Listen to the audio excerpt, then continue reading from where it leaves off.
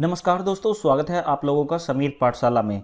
दोस्तों, आज की हमारी इस वीडियो में हम डिस्कस करने वाले हैं कुछ मल्टीपल चॉइस क्वेश्चंस को। ये मल्टीपल चॉइस क्वेश्चंस जो हैं दोस्तों जॉर्ज बर्नार्ड शॉ को लेकर हैं। ठीक है दोस्तों, जॉर्ज बर्नार्ड शॉ का एक बहुत ही फेमस प्ले है जिसका नाम है आर्म्स एंड द मैन। ये प्ले मैं ऑलरेडी पढ़ा चुका हूं। जिन लोगों को इसकी समरी सुननी है पहले आप जाकर उसकी समरी को देखिए, वीडियो को अच्छे से देखिए, क्योंकि ये एमसीक्यूज उसके बाद आपको बिल्कुल इजी लगेंगे। उसके बाद आपको एग्जाम में जो भी क्वेश्चंस आते हैं, एलटी के एग्जाम में स्पेशली जो जॉर्ज बर्नार्ड शॉ के और इस प्ले से जो भी क्वेश्चंस आते हैं वो आपको इजी लगेंगे और आप सोल्व कर पाएंगे। तो शुरू करते हैं दोस्तों आज की हमारी वीडियो को। सबसे पहला क्वेश्चन है दोस्तों, when George Bernard Shaw was born. देखिए, सबसे पहला और बेसिक क्वेश्चन है कि जॉर्ज बर्नार्ड शॉ जो हैं वो कब बोर्न हुए थे, जो कि मैं हमेशा फॉलो करता हूं एक पैटर्न एमसीक्यूज को सोल्व कराते समय। जो भी यहां पर आपका करेक्ट आंसर है आप वो तो आंसर देंगे ही, लेकिन यहां पर तीन और ऑप्शंस हैं। ये ऑप्शंस भी किस पर अप्लाई होते हैं, कौन इसकी किसकी ये डेट ऑफ बर्थ है, आप लोगों को ये आंसर भी देना है। ठीक है, तो दोस्तों सबसे पहले मैं आपको बता देता हूं कि जॉर्ज बर्नार्ड शॉ जो हैं इनका जन्म कब हुआ था दोस्तों। 26 जुलाई 1850 को इनका जो है जन्म हुआ था। तो ए जो है इसका करेक्ट आंसर है। बात करते हैं ऑप्शन नंबर बी की। ये जो बी है ना, 19 मई 1938 को दोस्तों हुआ था ग्रीस कर्नाड का जन्म। मैं आपको लिख के बता देता हूं दोस्तों, ये है दोस्तों ग्रीस कर्नाड। ग्रीस कर्नाड का जन्म हुआ था 1938 में। अब है ऑप्शन सी। ऑप्शन सी है दोस्तों 17 अक्टूबर 1915। इसमें दोस्तों जन्म हुआ था आर्थर मिलर का। अब है डी आपके सामने दोस्तों। डी है दोस्तों बेन जॉनसन। तो दोस्तों यहां पर आपके चार जो है क्वेश्चन सोल्व हो गए कि डेट ऑफ बर्थ जो है चार राइटर्स की आपको पता चल गई। जो जीबी शॉ की है वो पहली है, ए इसका करेक्ट आंसर है। आई होप ये तरीका आपको दोस्तों पसंद आता है। बढ़ते हैं आगे। क्वेश्चन नंबर 2 है जॉर्ज बर्नार्ड शॉ। देखिए यहां पर ये शॉर्ट में लिखा हुआ है, आप इसे समझ जाना। George Bernard Shaw was known as a. ये नोबलिस्ट, एज ए नोबलिस्ट जाने जाते थे, ड्रामेटिस्ट जाने जाते थे, सोलिसिटर जाने जाते थे, या फिर एज ए डॉक्टर जाने जाते थे। तो दोस्तों इसका करेक्ट आंसर है बी। ये दोस्तों एज ए ड्रामेटिस्ट जाने जाते थे। दोस्तों जैसे विलियम शेक्सपियर ड्रामा लिखते थे, यानी कि विलियम शेक्सपियर ने कितने प्लेज लिखे हैं, ऐसे ही ये भी प्ले लिखते हैं। विलियम शेक्सपियर ने दोस्तों 37 प्ले लिखे हैं और जॉर्ज बर्नार्ड शॉ ने दोस्तों तकरीबन 60 प्ले लिखे हैं। कहीं कहीं पर ये आपको काउंट 58 भी देखने के लिए मिल सकता है, लेकिन ज्यादातर दोस्तों ये 60 ही है। ठीक है, मैंने जहां तक देखा है 60 है, लेकिन कहीं कहीं किसी किसी बुक्स में ये 58 भी लिखा होता है। तो ये एज ए ड्रामेटिस्ट जो है जाने जाते हैं। बी फॉर बॉम्बे इसका करेक्ट आंसर है। क्वेश्चन नंबर 3 है when was Shaw awarded the Nobel prize for literature. देखिए दोस्तों ये क्वेश्चन बहुत बार एग्जाम्स में पूछा जाता है कि जॉर्ज बर्नार्ड शॉ को नोबेल प्राइज जो है वो कब मिला था। देखिए दोस्तों इसका करेक्ट आंसर है 1925। डेफिनेटली ये आपको पता ही होगा। जब आंसर इतना इजी है और आपको पता है तो यहां पर अभी 3 ऑप्शंस और हैं, ये दोस्तों आपको आंसर करने हैं। तो अगर मैं बात करूं 1923 की दोस्तों, ये मिला था WB ईस्ट को। ठीक, ये मिला था दोस्तों 1932 में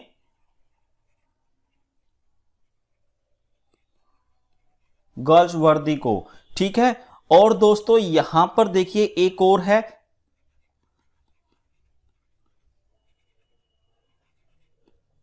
आर्थर मिलर को मिला था दोस्तों 1936 में। तो बी जो है इसका करेक्ट आंसर है, लेकिन यहां पर आपको 3 और राइटर मिल गए जिनके नोबेल प्राइज आपको याद करने की जरूरत नहीं है। ठीक दोस्तों, तो इसका करेक्ट आंसर है बी। बढ़ते हैं दोस्तों क्वेश्चन नंबर 4 की तरफ। In which Shaw's play the chocolate cream soldier appear. George Bernard Shaw के किस प्ले के अंदर हमें एक कैरेक्टर देखने के लिए मिलता है जिसे चॉकलेट क्रीम सोल्जर के नाम से जाना जाता है। कौन सा वो प्ले है, उस प्ले का नाम यहां पर पूछा गया है। तो यहां पर दोस्तों 4 प्ले हैं जो जीबी शॉ ने लिखे हैं। पहला द मैन ऑफ डेस्टिनी, दूसरा कैंडिडा, तीसरा मैन एंड सुपरमैन, एंड चौथा है दोस्तों आर्म्स एंड द मैन। इन चारों में से आपको करेक्ट आंसर देना है। तो दोस्तों आर्म्स एंड द मैन के अंदर चॉकलेट क्रीम सोल्जर जो है हमें देखने के लिए करेक्टर मिलता है। अब इसको मैं आगे चल के दोस्तों चॉकलेट क्रीम सोल्जर को एक्सप्लेन करूंगा। आपको ये ठीक से समझ में नहीं आया होगा तो आप इसकी चिंता ना करें, मैं आगे चलकर इसको अच्छी तरह से दोस्तों आपको एक्सप्लेन करके दिखाऊंगा। क्वेश्चन नंबर 5 है, who wrote the dark lady of the sonnets. देखिए दोस्तों क्वेश्चन को ध्यान से पढ़ो। Who wrote the dark lady of the sonnets. Dark lady दोस्तों किसकी सोनेट में देखने के लिए मिलती है, आप ये अच्छी तरह से जानते हैं। और आप लोगों में से जिन लोगों ने ये क्वेश्चन दोस्तों पहली बार देखा है वो डेफिनेटली इसका आंसर दोस्तों विलियम शेक्सपियर करने वाले हैं, लेकिन इसका आंसर दोस्तों विलियम शेक्सपियर नहीं है दोस्तों, इसका आंसर है जॉर्ज बर्नार्ड शो। देखिए दोस्तों the dark lady of the sonnets जो है ये जॉर्ज बर्नार्ड शो का एक प्ले है जो इन्होंने दोस्तों 1910 में पब्लिश कराया था। ठीक है, तो 1910 में ये प्ले आया था जॉर्ज बर्नार्ड शो का, और the dark lady of the sonnets ये एक प्ले का नाम है, ना कि विलियम शेक्सपियर की सोनेट्स के बारे में यहां पर बात हुई है। तो सी इसका करेक्ट आंसर है। क्वेश्चन नंबर 6 है, George Bernard Shaw was a Irish dramatist, an American dramatist, an English dramatist, none of the above. देखिए दोस्तों बहुत ही इजी क्वेश्चन है। इनके पास जो जॉर्ज बर्नार्ड शो थे इनके पास दोस्तों आगे चल के ड्यूल नेशनलिटी भी थी। इनके पास 2 देशों की दोस्तों नागरिकता थी। आयरिश तो थे ही ये, लेकिन इनके पास दोस्तों ब्रिटेन की भी नागरिकता इन्हें मिल गई थी। तो ये दोस्तों आयरिश ड्रामेटिस्ट के नाम से जाने जाते हैं। तो ए जो है इसका करेक्ट आंसर है। क्वेश्चन नंबर 7 है, Arms and the Man is a comedy by George Bernard Shaw in. देखिए जॉर्ज बर्नार्ड शो के द्वारा लिखी गई एक कॉमेडी है आर्म्स एंड द मैन। वो जो है कितने एक्ट में लिखी गई है आपको ये बताना है। ये 1 एक्ट कॉमेडी है, 2 एक्ट कॉमेडी है, 3 एक्ट कॉमेडी है या फिर 4 एक्ट कॉमेडी है। तो डेफिनेटली दोस्तों इसका आंसर आपको पता होगा कि ये 3 एक्ट में लिखी गई एक कॉमेडी है जॉर्ज बर्नार्ड शो के द्वारा। अब दोस्तों कभी कभी तो आपको यहां पर कॉमेडी देखने के लिए मिलेगा, लेकिन कभी कभी आपको कॉमेडी देखने के लिए नहीं मिलेगा। वहां पर आपको कई ऑप्शन दे दिए जाएंगे। यदि आपको ये खोलकर कोई पूछे तो आपको इसका आंसर देना है दोस्तों एंटी रोमांटिक कॉमेडी। जो आर्म्स एंड द मैन है ये एंटी रोमांटिक कॉमेडी है जॉर्ज बर्नार्ड शो के द्वारा लिखी गई। तो सी फॉर चाइना जो है दोस्तों इसका करेक्ट आंसर है। बढ़ते हैं आगे क्वेश्चन नंबर 8 की तरफ। Where was the play arms and the Man by George Bernard Shaw perform. देखिए दोस्तों जॉर्ज बर्नार्ड शो के द्वारा जो प्ले लिखा गया है आर्म्स एंड द मैन वो कौन सी थिएटर में कहां पर परफॉर्म किया गया था दोस्तों। तो यहां पर आपके सामने दोस्तों 4 ऑप्शंस हैं। 4 ऑप्शंस में से आपको करेक्ट आंसर देना है। द ग्लोब थिएटर, ये थिएटर से तो आप बहुत ज्यादा जानकारी रखते होंगे इस थिएटर की, तो ये विलियम शेक्सपियर का अपना थिएटर है दोस्तों। इसके अलावा दोस्तों ये है द किंग्स मैन, जो द किंग्स मैन है ये भी एक थिएटर है दोस्तों। शेक्सपियर जो है इसमें काम किया करते थे। और दोस्तों यहां पर सी है एवेन्यू थिएटर, इसके अंदर दोस्तों इस प्ले को दोस्तों परफॉर्म किया गया था 21 अप्रैल 1894 में। ठीक है, तो दोस्तों सी जो है इसका करेक्ट आंसर है। सी आपको देना है इसका answer avenue theatre. Question number 9 है, apart from Nobel prize which prize did George Bernard Shaw win. देखिए दोस्तों इनको नोबेल प्राइज तो मिला ही था। कब मिला था दोस्तों नोबेल प्राइज? 1925 में जॉर्ज बर्नार्ड शो को नोबेल प्राइज मिला था। ये चीजें आप लोगों को अच्छी तरह से पता हैं। इसके अलावा इन्हें एक और प्राइज मिला था। वो कौन सा है प्राइज आपको बताना है। पुलिट्जर प्राइज है? नहीं, पुलिट्जर प्राइज नहीं है। ऑर्डर ऑफ मेरिट है? नहीं, ऑर्डर ऑफ मेरिट भी नहीं है। साहित्य अकेडमी अवार्ड है? नहीं, ये भी अवार्ड नहीं है। तो दोस्तों ऑस्कर जो है इनको मिला था। और जॉर्ज बर्नार्ड शो जो है दोस्तों एकमात्र ऐसे पोएट थे जिन्हें ये दोनों चीजें मिली हैं। कौन कौन सी चीजें मिली हैं? नोबेल प्राइज और ऑस्कर अवार्ड मिला है। ये दोनों चीजें सिर्फ इन्हें ही मिली हैं। क्वेश्चन नंबर 10 है, the title of Arms and the man. जो टाइटल है जॉर्ज बर्नार्ड शो के प्ले का arms and the Man is from Dryden's translation, ये ड्राइडन की ट्रांसलेशन से लिया गया है, ऑफ वर्जिल्स एपिक पोयम, जो वर्जिल की एपिक पोयम है उसको ट्रांसलेट किया था किसने, ड्राइडन ने, और उसकी ट्रांसलेशन से दोस्तों ये टाइटल लिया गया है। तो आपको इसका करेक्ट आंसर बताना है। ये रहे आपके सामने दोस्तों 4 ऑप्शंस, इन चारों में से दोस्तों करेक्ट आंसर बताना है। पहली बात आप ये जान लीजिए कि ये तीनों की तीनों, यहां तो कोई भी ऑप्शन नहीं है, यहां तो नन ऑफ द अबव लिखा हुआ है, ये तीनों के तीनों एपिक वर्क हैं। पहला आंसर है आपके पास द एनीड, यहां पर दोस्तों ये आंसर हो सकता है, ओडेसी ये आंसर हो सकता है, पैराडाइज लॉस्ट ये भी आंसर हो सकता है। तो आपको दोस्तों करेक्ट आंसर बताना है। इसका करेक्ट आंसर मैं आप लोगों को बता देता हूं, ए जो है दोस्तों इसका करेक्ट आंसर है। यहां पर ए जो है ये करेक्ट आंसर है, और ये कभी कभी आपसे बुक का नाम पूछ लिया जाता है कि ये किसने लिखी है, तो आपको दोस्तों इसका आंसर देना है वर्जिल ने लिखी है। अब बात करते हैं दोस्तों ओडेसी की, ये किसने लिखी है, आपको इसका आंसर बताना है दोस्तों। ये लिखी है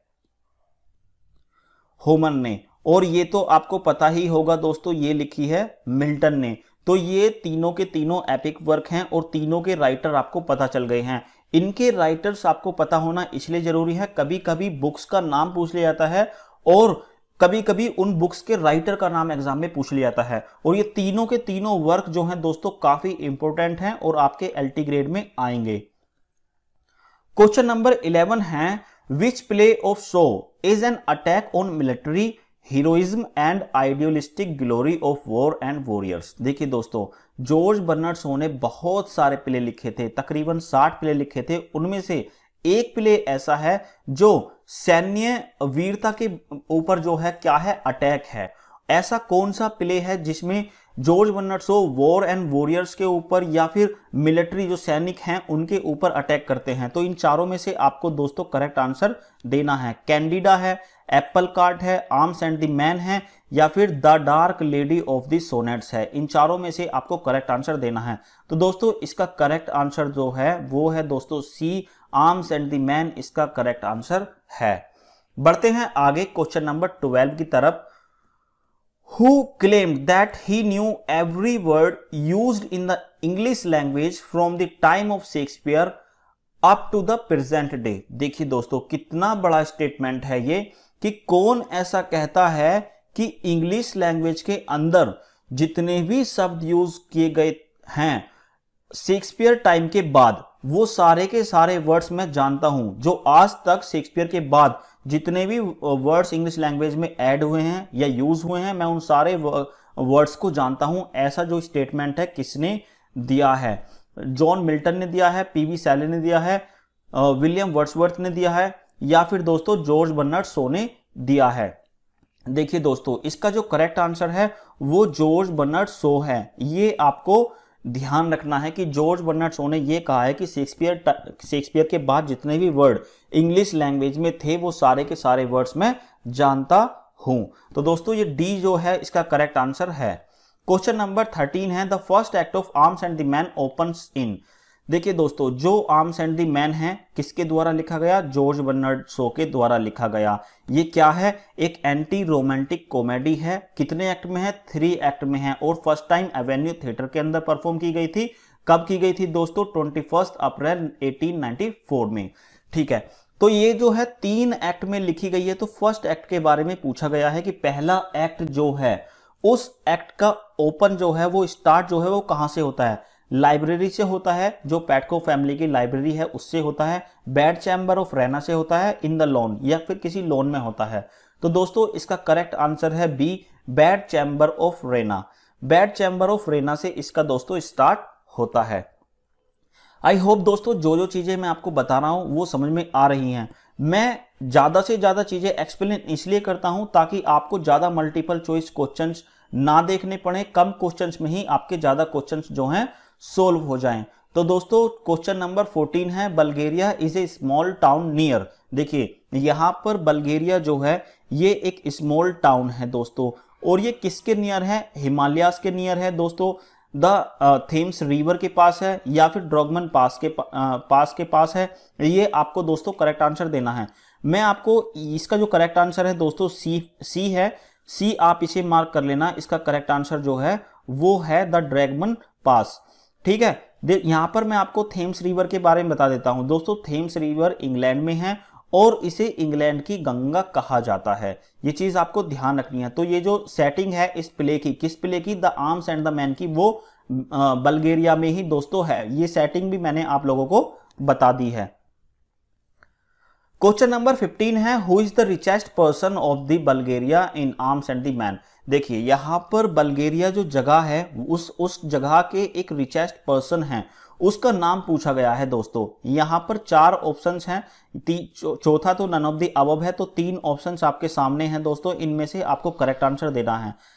सर्जियस सारानोफ ये वहां का रिचेस्ट पर्सन है, मेजर पेटकोफ है या फिर बिलेंडसली है। देखिए दोस्तों सर्जियस सारानोफ वहां का आर्मी का एक मेंबर है, ये भी क्या है दोस्तों, एक मेजर है। किस आर्मी में, बल्गेरियन आर्मी में मेजर है। और ये दोस्तों क्या है, ये भी एक मेजर है, किसमें, बल्गेरियन आर्मी में। लेकिन दोस्तों ये क्या है, चीफ हैं, ये मुख्य मेजर हैं। ठीक है, और बिलेंडसली दोस्तों यहां बल्गेरिया में रहने वाला आदमी है ही नहीं। तो दोस्तों यहां पर देखिए मेजर पेटकोफ जो है, इसका करेक्ट आंसर है बी। क्वेश्चन नंबर 16 है, who is the heroine of the play the arms and the man. जो arms and the man play है जॉर्ज बर्नार्ड शॉ के द्वारा लिखा गया, उसकी हीरोइन कौन है। इसका आंसर आप इजीली दे देंगे, रेना पेटकोफ जो है इस प्ले की हीरोइन है।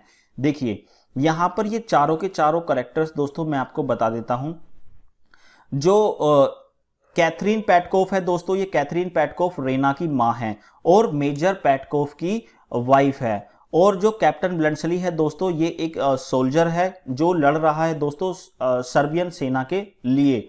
और रेना पेटकोफ जो है दोस्तों इस प्ले की हीरोइन है, जो मैंने आपको बता दिया है, इसका करेक्ट आंसर जो है रेना पेटकोफ है। लूका जो है दोस्तों पेटकोफ फैमिली की क्या है, नौकरानी है। अब इन दोनों में, लूका में और रेना में, एक खास चीज मैं बता देता हूं दोस्तों। ये रेना पेटकोफ जो है दोस्तों हायर क्लास से बिलोंग करती है और ये दोस्तों लूका जो है लोअर क्लास से बिलोंग करती है। दोस्तों ये रेना जो है ये इस प्ले की हीरोइन है, लेकिन ये इतनी खूबसूरत नहीं है जितनी खूबसूरत इस घर की नौकरानी है। ये लूका जो है बहुत ही खूबसूरत है और ये अच्छी तरह से जानती है कि मैं अपनी खूबसूरती का इस्तेमाल कहां और कैसे कर सकती हूं। ये बेशक दोस्तों एक नौकरानी है, लेकिन इसके ख्वाब जो है ना वो बहुत बड़े हैं। ये हमेशा सोचती है कि मैं कैसे किसी बड़े इंसान को पटा लूं और उसके साथ अपना जीवन व्यतीत करूं। मतलब ये एक राजकुमारी का जीवन जो दोस्तों बिताना चाहती है, और ऐसा प्ले के अंत में होता भी है।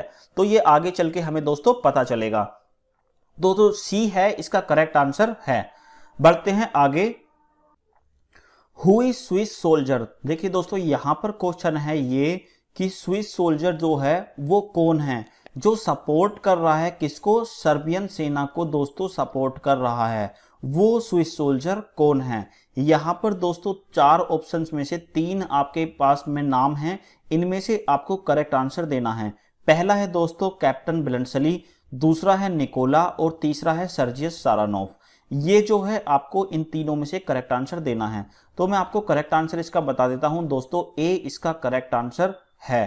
क्वेश्चन नंबर 18 है, the scene of Arms and the Man opens on. देखिए दोस्तों जो arms and the man play है जॉर्ज बर्नार्ड शॉ के द्वारा लिखा गया, इसका जो फर्स्ट सीन है वो कब स्टार्ट होता है। तो आपको ये बताना है डे में स्टार्ट होता है, नाइट में स्टार्ट होता है, आफ्टरनून में स्टार्ट होता है या फिर मॉर्निंग में स्टार्ट होता है। तो दोस्तों बी जो है इसका करेक्ट आंसर है, नाइट में इसका जो है दोस्तों सीन है स्टार्ट होता है। क्वेश्चन नंबर 19 है, द बैटल ऑफ स्लिवनिट्जा।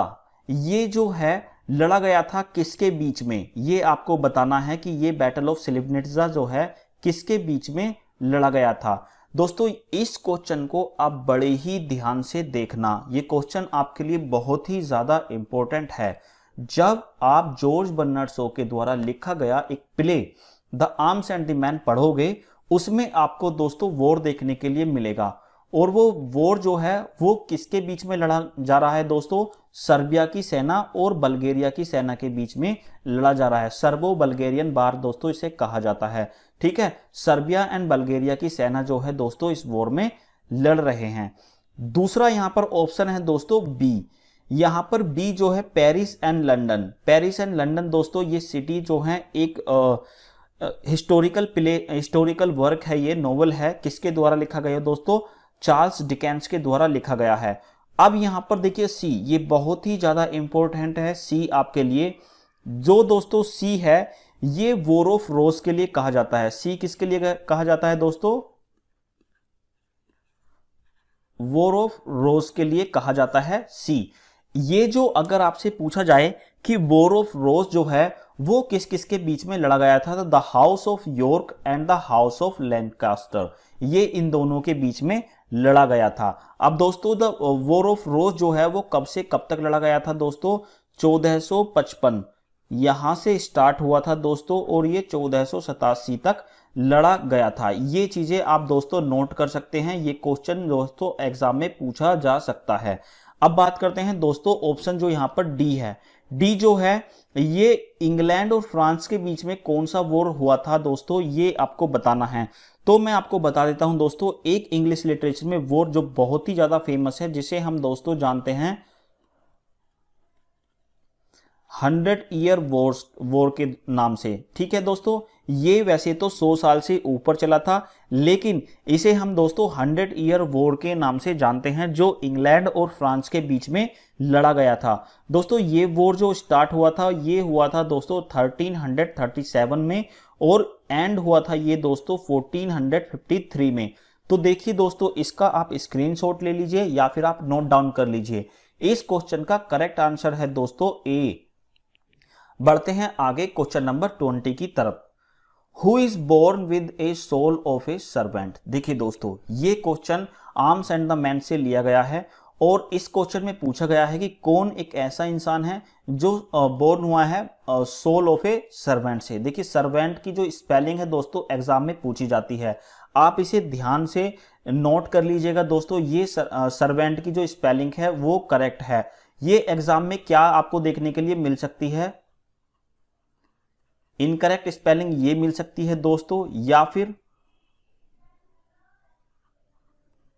ये मिल सकती है दोस्तों, या फिर ऐसे ये मिल सकती है,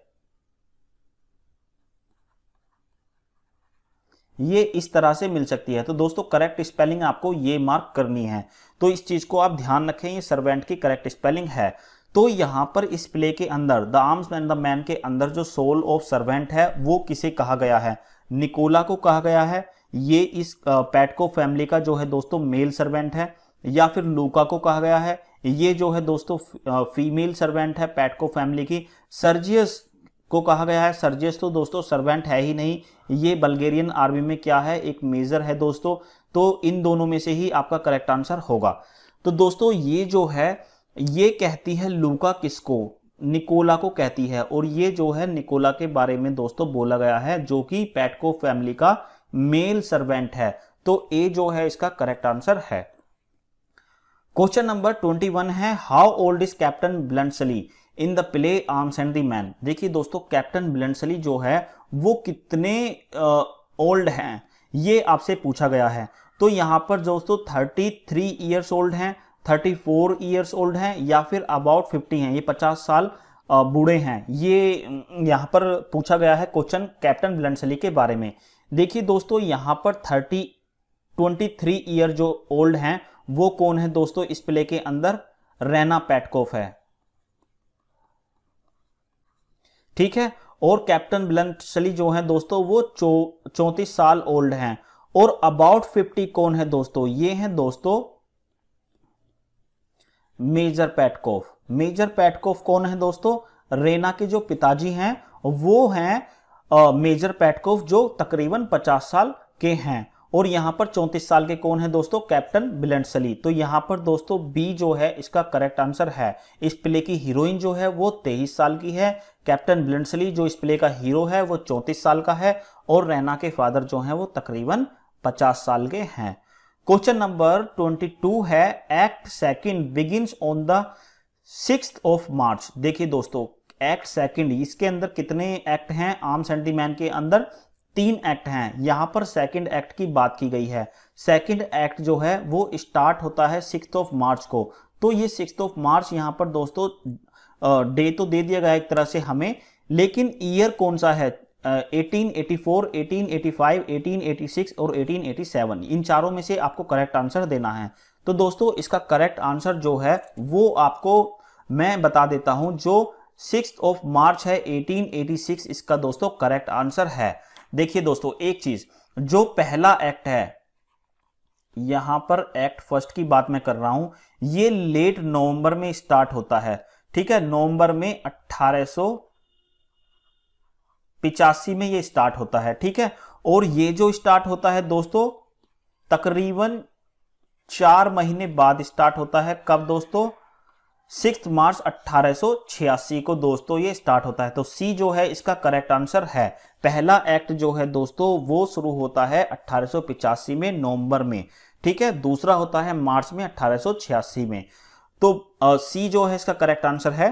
क्वेश्चन नंबर 23 है, the man of the first act is. देखिए इस प्ले के अंदर, the arms and the man play के अंदर एक आदमी को सिर्फ मैन कहा गया है। ये मैन जो है दोस्तों फर्स्ट एक्ट में कौन है, ये आपको दोस्तों बताना है। देखिए इसका जो नाम है मैन का, ये प्ले का हीरो है और इसका नाम जो है सेकंड एक्ट के लास्ट में जाकर खोला जाता है, ठीक है दोस्तों। तो यहां पर आपको करेक्ट आंसर देना है कि ये सर्जियस सारानोफ है या निकोला है या फिर मेजर पेटकोफ है या फिर कैप्टन ब्लेंटसली है। तो मैंने आपको बताया है दोस्तों ये प्ले का हीरो है कैप्टन ब्लेंटसली, जिसका नाम दोस्तों जाकर खुलता है सेकंड एक्ट के अंदर। तो डी जो है इसका करेक्ट आंसर है। क्वेश्चन नंबर 24 है, एक्ट 3 बिगिंस इन। देखिए दोस्तों एक्ट 3, ये आर्म्स एंड द मैन के अंदर कितने एक्ट हैं? 3 एक्ट हैं। और पहला एक्ट जो है दोस्तों मैं आपको समझा चुका हूं कि वो कहां पर स्टार्ट होता है दोस्तों, और वो बैड चैम्बर में स्टार्ट होता है रेना के, ठीक है। तो यहां पर जो पूछा गया है दोस्तों थर्ड एक्ट के बारे में पूछा गया है कि वो कहां से स्टार्ट होता है। The library after lunch, bed chamber of Raina, in the battlefield. यहां पर दोस्तों ये 3 ऑप्शन में से आपको करेक्ट आंसर देना है। तो दोस्तों इसका करेक्ट आंसर है library, the library after lunch. यहां से ये थर्ड एक्ट जो है शुरू होता है। ए जो है इसका करेक्ट आंसर है। क्वेश्चन नंबर 25 है, who said I sent her away. मैंने उसे दूर भेज दिया। I wanted to be alone, मैं अकेला रहना चाहती थी। The stars are so beautiful, what is the matter. ये जो है दोस्तों किसने कहा है? यहां पर आपके पास दोस्तों 4 ऑप्शंस हैं। इन चारों में से आपको करेक्ट आंसर देना है। रेना ने कहा है, कैथरीन ने कहा है, लूका ने कहा है या फिर निकोला ने कहा है। तो दोस्तों ये जो कहा है, किसने कहा है? ये रेना ने कहा है। क्योंकि दोस्तों रेना जो मेजर पेटकोफ का दोस्तों घर है, वो ऐसी जगह पर है जहां से नेचर को अच्छी तरह से देखा जा सकता है, मतलब नेचर की ब्यूटी को अच्छी तरह से देखा जा सकता है। और ये रेना का दोस्तों जो कमरा है ये फर्स्ट फ्लोर पर है, वहां से ये नेचर को अच्छी तरह से देखती है और उस नेचर को देखने की ये आदी हो चुकी है। और ये जो कहा है दोस्तों रेना ने कहा है, रेना पेटकोफ इसका नाम है और ये प्ले की हीरोइन है। ए जो है इसका करेक्ट आंसर है। क्वेश्चन नंबर 26 है, man remember 9 soldiers out of dot dot dot जो यहां पर है आर बोर्न फूल्स। ये जो स्टेटमेंट है दोस्तों ये किसने कहा है? अब यहां पर दोस्तों आपको जो है फिल करना है। तो इनमें से दोस्तों आपको बताना है कि 9 सोल्जर कितने में से बोर्न होते हैं फूल्स। ये जो कहा है दोस्तों मैन ने कहा है। मैन मतलब जो भगोड़ा होता है, भगोड़ा सैनिक होता है दोस्तों, जो सर्बियन सेना के लिए लड़ रहा होता है, जो एक स्विस सैनिक होता है, जो इस प्ले का हीरो है। ये सारी चीजें मैं इसके नाम बता रहा हूं आपको इनडायरेक्टली, ठीक है। जो ये भगोड़ा है, जो स्विस सैनिक है, जो सर्बियन सेना ने हायर किया है लड़ने के लिए, वो कहता है कि 9 सोल्जर कितने में से जो बोर्न होते हैं वो फूल बोर्न होते हैं। तो दोस्तों आउट ऑफ 15 होते हैं, 100 होते हैं, 9 होते हैं या फिर 10 होते हैं। तो दोस्तों यहां पर देखिए 9, यहां पर जो 9 है आउट ऑफ 10 है। ये कहता है 10 में से जो 9 सोल्जर्स हैं वो तो मूर्ख ही पैदा होते हैं। वो ये सोचते हैं कि हम बहुत ही ज्यादा इंटेलिजेंट हैं, लेकिन जब वो वॉर में जाते हैं तो उनको ये भी पता नहीं होता वो किस लिए लड़ रहे हैं, उनको लड़ने का उद्देश्य भी पता नहीं होता। लेकिन उनको बस ये बता दिया जाता है कि तुम्हें इस सेना को जाकर मारना है, और वो जाकर मारकाट बचाते हैं। इसीलिए दोस्तों इस मैन ने ये स्टेटमेंट बोला है 9 soldiers out of 10 are born fools. तो ये दोस्तों यहां पर 10 है, डी इसका करेक्ट आंसर है। क्वेश्चन नंबर 27 है, I have no ammunition, what use of cartridges in battle, I always. Always के बाद दोस्तों यहां पर फिर से डॉट डॉट है, आपको इन चारों में से दोस्तों फिल करना है सही ऑप्शंस। देखिए जो एनिमेशन है यहां पर गोला बारूद है इसका मतलब, ठीक है, और ये जो है दोस्तों कारतूस है, मतलब गोलियां जो होती हैं पिस्तौल के अंदर। तो ये कहता है दोस्तों मैन, ये वर्ड किसने बोले हैं दोस्तों, मैन ने बोले हैं, इस प्ले के हीरो ने बोले हैं, भगोड़े सैनिक ने बोले हैं। ये बात आप याद रखना, इसके बहुत सारे नाम मैं आपको बता चुका हूं और ये इस प्ले का हीरो भी है। तो दोस्तों डी जो है इसका करेक्ट आंसर है। ये ऑलवेज क्या करता है दोस्तों, वॉर में जाने के लिए क्या कैरी करता है दोस्तों, चॉकलेट कैरी करता है, ये जो आपका हीरो है प्ले का। तो डी इसका करेक्ट आंसर है। क्वेश्चन नंबर 28 है, don't mama the poor dear is worn out, let him sleep, who is the poor darling. देखिए दोस्तों इस प्ले के अंदर पुअर डार्लिंग एक आदमी को कहा गया है। ये पुअर डार्लिंग जो है वो कौन है। पहली बात तो आप ये सुन लीजिए कि ये स्पीच जो है रैना ने कही है, और किससे कही है दोस्तों, अपनी मां कैथरीन से कही है।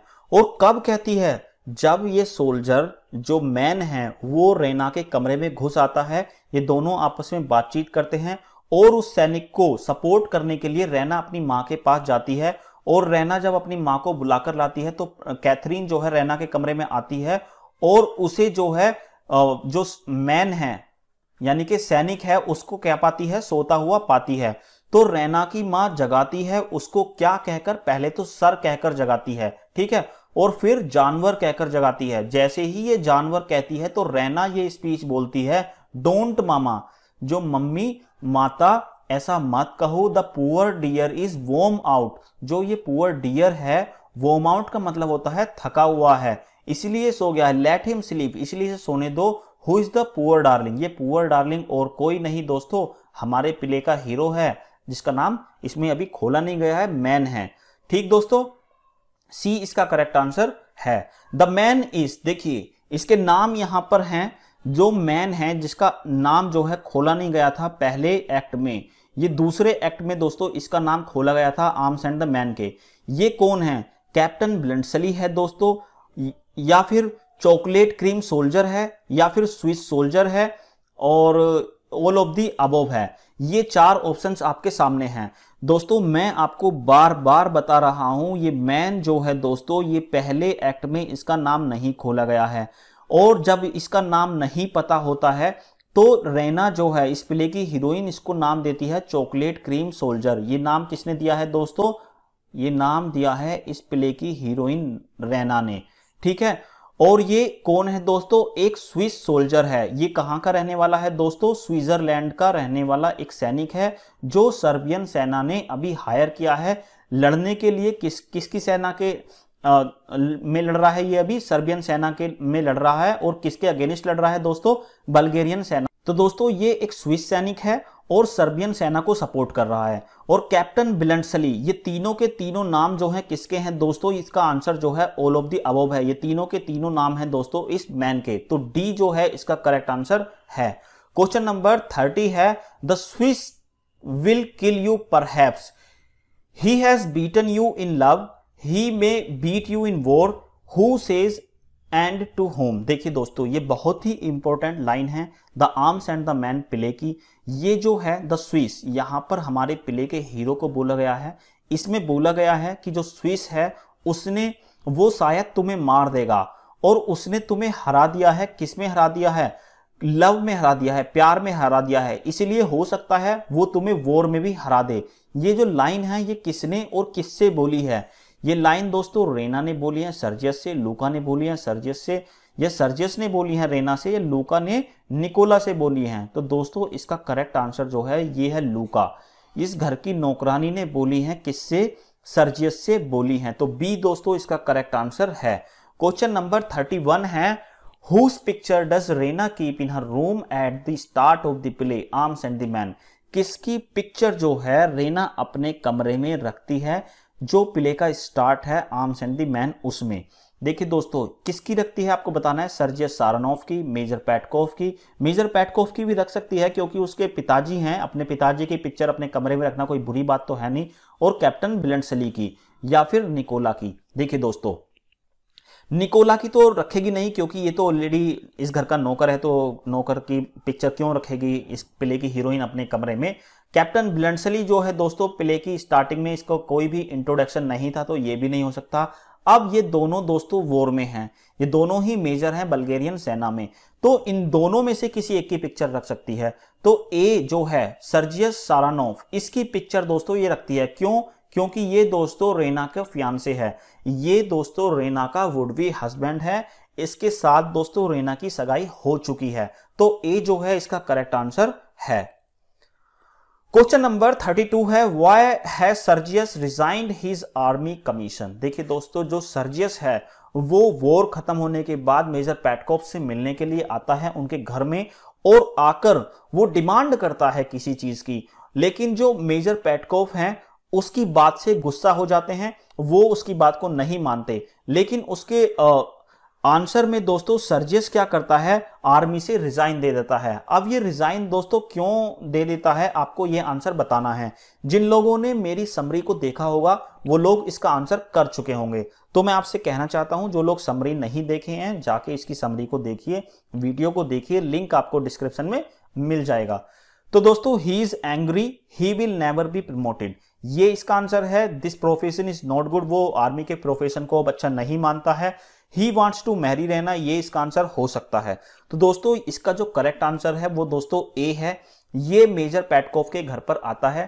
पहले तो ये बात करता है कि हमारे बल्गेरिया की जो लेडीज हैं उन्होंने कैसे एक भगोड़े सैनिक को पनाह दे दी, अब हमारे बल्गेरिया में ऐसी ऐसी औरतें भी हैं। तो दोस्तों, ये बातचीत के दौरान ही बात करता रहता है सर्जियस, किससे दोस्तों, मेजर पेटकोव से बात करता रहता है।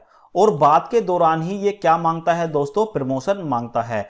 ये मेजर पेटकोव को बात अच्छी नहीं लगती कि ये छोटी छोटी बातों पर दोस्तों प्रमोशन मांगने लगता है, और वैसे भी इसने अपने से कमजोर जो सैनिक थे दूसरी सेना के, उन्हें मारकर जीत हासिल की है। तो मेजर पेटकोव जो है इस बात को बहुत ही अच्छी तरह से जानते हैं, लेकिन सर्जियस के जो प्रमोशन मांगने का तरीका था उससे ये बिल्कुल नाराज हैं। तो दोस्तों, सर्जियस जो है ये बहुत ही गुस्सा हो जाता है। क्यों? क्योंकि इसको इसे समझ में आ गया है कि ये अब कभी भी प्रमोट नहीं किया जाएगा। इसी वजह से दोस्तों ये रिजाइन कर देता है। ए जो है इसका करेक्ट आंसर है। क्वेश्चन नंबर 33 है, what do Raina and Catherine lend Bluntschli. देखिए दोस्तों, जब जो मैंने आपको पिछले क्वेश्चन में बताया था कि बल्गेरिया की लेडीज जो हैं, दो औरतें जो हैं, वो एक भगोड़े सैनिक को पनाह दे देती हैं अपने घर में। वो पहली बात कौन है, रेना एंड कैथरीन है। ये जो पहले दोस्तों रेना जो है उसको बिलेंडसली को जो है पनाह देती है, फिर उसकी बाद में इसकी माँ जो है उसको सपोर्ट करती है। तो ये जब जाता है बिलेंडसली अगली सुबह अपने यहाँ से जाता है, कहाँ से, पेटको फैमिली से जाता है, तो रेना और कैथरीन इसको क्या देती हैं, ये दोस्तों इसको मनी देती हैं, कोट देती हैं, चॉकलेट देती हैं, क्योंकि चॉकलेट भी हो सकता है क्योंकि इस सैनिक को चॉकलेट बहुत पसंद है।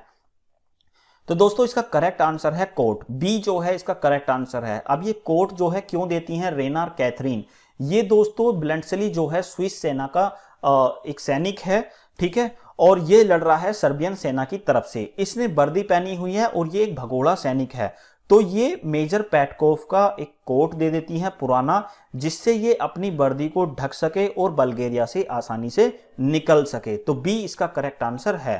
क्वेश्चन नंबर 34 है, in the first act who enters the room to deliver news to Raina. देखिए दोस्तों, एक्ट फर्स्ट के अंदर सबसे पहले जो है दोस्तों, एक्ट फर्स्ट के अंदर जो बेड चैम्बर वाला सीन था, उसमें जो है रेना के रूम में कौन आता है और एक न्यूज डिलीवर करने के लिए, कैथरीन आती है, लूका आती है, निकोला आती है, सर्जियस आती है। देखिए दोस्तों, यहां पर सर्जियस तो हो नहीं सकता क्योंकि ये वॉर में है। निकोला और जो ये है लूका, इन दोनों को ज्यादा जानकारी वॉर के बारे में है नहीं, तो कैथरीन को दोस्तों इस बारे में पता है, और ये कैथरीन आती है अपनी बेटी रेना के पास और आकर बताती है कि घुड़सवार सैनिक को जो नायक था, मतलब जो वॉर का जो हीरो, दो तो एक और चीज यहां पर नोट कर लीजिए, जो वॉर का हीरो है, यदि मैं आपसे कहूं हीरो ऑफ द वॉर जो है वो कौन है दोस्तों, वो कौन है, आपका सर्जियस है। देखिए सर्जियस जो है दोस्तों हीरो ऑफ द वॉर है, और प्ले का जो हीरो है वो कौन है, बिलेंसली है। ये दोनों आपको चीजें ध्यान रखनी है। तो कैथरीन दोस्तों आती है रैना के पास और वो बताती है कि तुम्हारे होने वाले पति ने दोस्त जो है वो वॉर जीत लिया है। तो कैथरीन ऐसी न्यूज लेकर आती है रैना के पास। ए जो है इसका करेक्ट आंसर है। लास्ट क्वेश्चन है दोस्तों इस वीडियो का 35 है question number, who realises Raina is hiding an enemy soldier. देखिए किसको ऐसा लगता है, किसको ऐसा रियलाइज होता है कि रेना जो है वो हाइड कर रही है किसको, एनिमी सोल्जर को। एक भगोड़ा सोल्जर जो है, दूसरी सेना का जो सोल्जर है, सर्बियन सेना का जो सोल्जर है, वो उसको हाइड कर रही है कौन, रेना। ये ऐसा किसको लगता है दोस्तों, इनमें से तीन में से आपको करेक्ट आंसर देना है। कैथरीन को लगता है, लूका को लगता है, या फिर रशियन ऑफिसर को लगता है। देखिए दोस्तों जब रेना के कमरे में भगोड़ा सैनिक जो जिसको अभी प्ले के अंदर पहले एक्ट के अंदर मैन नाम से जाना गया था, वो पाइपलाइन से चढ़कर रेना के कमरे में आ जाता है। इन दोनों के बीच में बातचीत होती है, रेना के और उस मैन के यानी के सैनिक के बीच में। इन दोनों को आपस में बातचीत होते होते थोड़ा थोड़ा प्यार हो जाता है। ठीक है, तो जो रशियन सैनिक हैं उन्हें लगता है कि जो भगोड़ा है वो आकर इस रेना के कमरे में छिप गया है। तो ये ऑफिसर्स जो हैं कैथरीन को लेकर आते हैं और लूका को भी अपने साथ लेकर आते हैं, और यहां पर आकर ये रेना के कमरे की तलाशी लेने की कोशिश करते हैं। पहले तो रेना इन्हें टालने की कोशिश करती है, लेकिन रशियन ऑफिसर नहीं मानते, वो इसकी तलाशी लेने के लिए आ जाते हैं कमरे की। तो रेना क्या करती है, उस भगोड़े सैनिक को कर्टेन के पीछे, पर्दे के पीछे छुपा देती है, और उस पर्दे के आगे ये खुद खड़ी हो जाती है। तो दोस्तों कैथरीन और रशियन सैनिकों को तो कुछ भी वहां पर नहीं मिलता, लेकिन लूका को दोस्तों पिस्तौल मिल जाती है। कहां पर पड़ी हुई, बेड पर पड़ी हुई। तो लूका समझ जाती है कि कोई ना कोई तो यहां पर है, यानी कि लूका ही एक ऐसी लड़की है जिसको ये रियलाइज होता है कि रेना जो है एनिमी सोल्जर की मदद कर रही है। तो बी जो है इसका करेक्ट आंसर है। आई होप दोस्तों ये सारे के सारे क्वेश्चंस आपको समझ में आए होंगे। मिलते हैं अगले वीडियो में, तब तक के लिए जय हिंद।